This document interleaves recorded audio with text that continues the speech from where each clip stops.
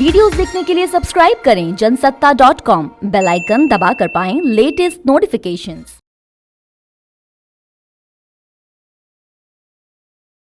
चार स्टेजेस में लॉकडाउन की कार्रवाई के बाद कल से जो कार्रवाई होगी वह अनलॉक की प्रारंभ होने जा रही है।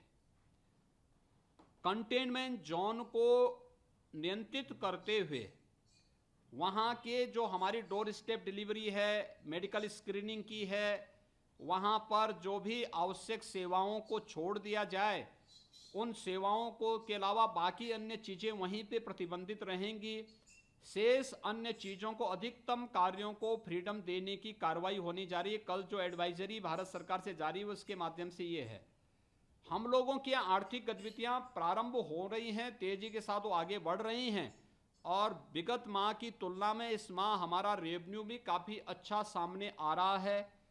कोई भी अलग से टैक्स लगाने का हमारा प्रावधान नहीं, जनता को अधिक से अधिक रियायत कैसे दी जा सकती है इस पर हमने फोकस किया है।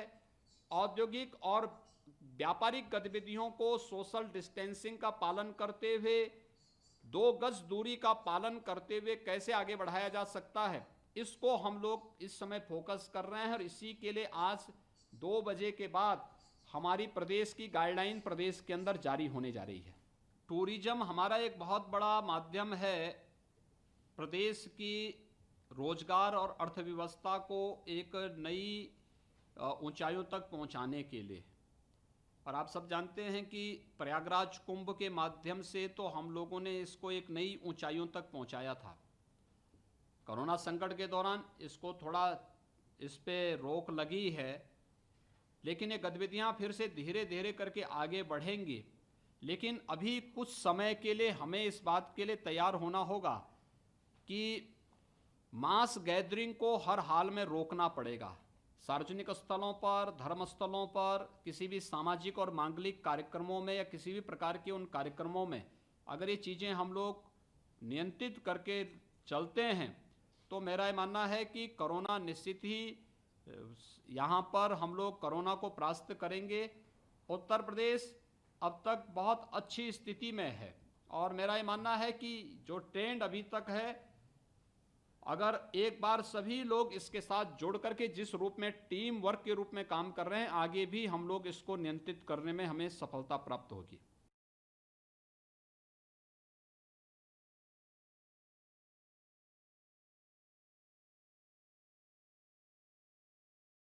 लॉकडाउन 4 के बाद 1 जून से जो भारत सरकार की कल गाइडलाइंस आई थी उसके अनुरूप स्टेट गवर्नमेंट की गाइडलाइंस इशू करने का मुख्यमंत्री जी ने एक एक बिंदु पर चर्चा करके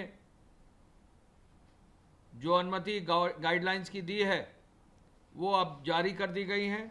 उसके बारे में मैं गाइडलाइंस के बारे में, जो नई गाइडलाइंस जारी हुई हैं और 30 जून तक जारी रहेंगी, उसके बारे में उन्होंने जो आदेश दिए हैं और स्टेट गवर्नमेंट की तरफ से जो जारी किया गया है उस पर मैं आपको ब्रीफ करना चाहूँगा। जैसा आपको सबको विदित है कि 8 जून से जो धार्मिक स्थल हैं और पूजा स्थल हैं उनको खोला जाएगा। होटल, रेस्टोरेंट और अतिथि सत्कार की जो सेवाएं हैं वो भी 8 जून से खुलेंगी और शॉपिंग मॉल्स भी 8 जून से खुलेंगे।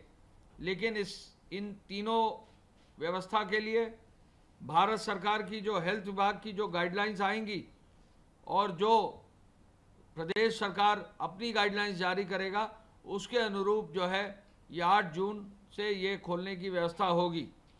द्वितीय चरण में भारत सरकार ने आदेश किया था कि समस्त स्कूल, कॉलेज, शैक्षिक संस्थान, प्रशिक्षण संस्थान, कोचिंग आदि के संदर्भ में ये जुलाई 2020 से खुलेंगे।